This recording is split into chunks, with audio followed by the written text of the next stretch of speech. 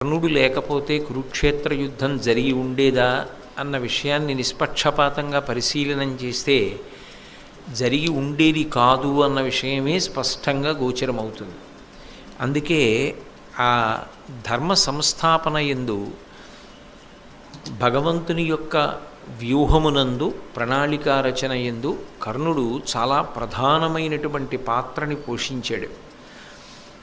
దుర్యోధనుడి యొక్క ఆశలన్నీ కర్ణుడి మీదే. ఎందుకనంటే భీముడికి సంబంధించినంత వరకు దుర్యోధనుడి నమ్మకం ఏమిటి అంటే తాను ప్రతిఘటించగలను అని. అందుకే నిరంతరం భీముడి మీద విజయం సాధించడం కోసం అనితర సాధ్యమైనటువంటి రీతిలో పరిశ్రమ చేస్తూ ఉండేవాడు. ఆ విషయాన్ని భీమ దుర్యోధనుల మధ్య జరుగుతున్నటువంటి గదాయుద్ధ సందర్భంలో సాక్షాత్తుగా కృష్ణ భగవానుడే అర్జునుడికి చెప్పినటువంటి విషయాన్ని